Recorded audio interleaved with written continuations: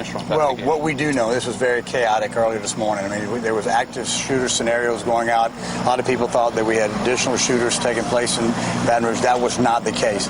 We do know that the individual that the police officer shot and killed earlier this morning was the individual that shot those officers.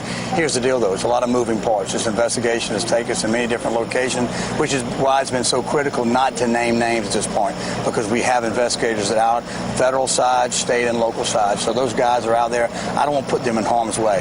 If you notice on TV, everybody's been talking about it, but clearly we have not given out any information because it's our investigation, working very, very closely with the chief and the sheriff, and we want to make sure those guys that are doing that, we keep them safe. That's what this is all about. But believe me, we'll be thorough on this. We'll get the information as we move forward, and wherever it takes us, of course, we'll go on it. But it's fluid, it's sensitive, and it's still just a lot of moving parts at this time. Early on, the mayor of Baton Rouge referred to this as an ambush-style attack. Was that what it was? Was this an ambush? We clearly believe that the individual that targeted these police officers were specifically targeting police officers. It's evident in everything we've seen so far. So, again, a lot of moving parts out there, but clearly, to use the word ambush, to use the word where they were targeting police officers, there's no doubt in our mind that was the case as we saw what unfolded. Horrible, graphic situation. It's just something that to watch both my brothers here understand, and being at the hospital and talking to the families, very, very sad situation. Please, we need the thoughts and prayers of the nation for us right now. We need it here in Baton Rouge. Now, some law enforcement and federal law enforcement officials have confirmed the name of the suspect. He appears to have left quite the digital trail and referred to himself as Cosmos and things of the sort. What can you tell us about that? How much are you looking into his digital trail, and what does that tell us about the gun? We're looking at everywhere it takes us with him. We have not named the subject. I've seen the name on TV. We want to make sure that we do name it, that it's clear that we've been able to identify him from fingerprints and everything else that's involved in this. But this is a complicated case. It's taken us in many different directions. We're going to do everything we can to make sure we know everything about this particular gentleman, what his motive was, and who else could he have possibly been dealing with. That's what's important to us. Just because of the fact that he was shot and killed at the scene doesn't mean the case is over.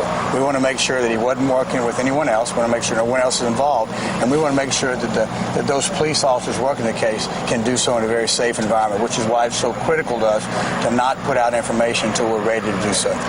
A question that has surfaced, though, is the initial 911 call that came in. Was that someone that may have been perhaps trying to lure police officers there, or was it somebody just reporting that there was gunshots? Based on the initial phone call that came into Baton Rouge Police Communications, it was someone that was calling in. There was a guy with a gun. That's all they said. But there was witnesses at the scene that were certainly calling in also. You can see that on the tape. So right now there's no indication they were trying to lure someone here. Clearly, the Baton Rouge police officers and the sheriff's deputy was in that location, and we believe that particular gunman was targeting those individuals. So that initial person at call 911, simply they saw someone with a gun and called it in. There's no indication right now that initial 911 caller was in any way working with that. That's correct. That's what we believe. And were shots fired before the 911 call, or did the person that called 911 just see someone with a gun? Again, a lot of moving parts, a lot of different information out there, so I certainly want to be careful as I couch my words, but the shots came after that phone call was made into City Police Communications. How heroic were these officers that got in a gunfight with that suspect as they rolled up to the scene? Did he fire at them as they were coming up? I don't even know if heroes is the word. I mean, they were beyond that. I mean, as a police officer, when you're called to do your duty, that's what we do. I mean, danger happens, we go towards it. And to watch the unfolding of those Baton Rouge police officers, that East Baton Rouge Parish Sheriff's deputies, clearly, hero is a good word, but if there's something basically beyond, I've got a good, as the governor said today, good basic grammar and English language, but to think of a word that fits in this situation is just difficult because they went above and beyond. Their families can rest assured knowing that they gave it their all and then they served their city very well. And Chief, if I can ask you about Officer Jackson, who you've identified, what can you tell me about him? What type of, from what we understand, 32 years old, been on the force for 10 years, and he had a young child. Montreal was a very good police officer. He was the type that would do anything for you. Very soft-spoken, but was a very big man. Big heart. I just talked to him a couple of days in the district, and he was trying to lift me up. So that just tells you about his character. Matthew was he hadn't been here that long. He'd been in law enforcement at another agency for a little while. He transferred over to here. Again, great officer. Just ran to the gunfire instead of away from it. What can you tell me about the other Baton Rouge police officer that was identified? That was Matthew. Matthew he just got out of the academy several months ago. Just completed the FTO program and was on his own now and was doing really well. And like I said, like the colonel said, they were above heroes. Everybody's running away from the gunfire, and these guys are going to it. Sheriff, what can you tell me about the sheriff's deputy who was killed, but also the one that right now remains in critical condition? Yeah, I think there was some confusion about the number and who they were from. Chief Deputy lost 2 Baton Rouge City police officers today. He had a third that was injured, treated, and released. I had 1 deputy that was killed at the scene. I had another one who is in very critical condition and is fighting for his life as we speak now. And I had a third one who's undergone a surgery and is going to have to undergo 2 more surgeries, but he's expected to live, and he's in the hospital. All 3 of these deputies, anywhere from 13 to 22-year veterans with the department. All of them family men, have children.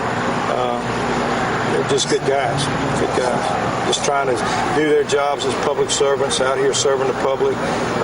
The mother of the deputy that's fighting for his life right now, she told me tonight that when he got home last night, they were talking, and he had stopped on the side of the road and helped a lady change a flat tire for 2 hours. So it's just the kind of guys that you want in law enforcement, those that come in here and have a true servant heart, a true servant mentality, great public servants.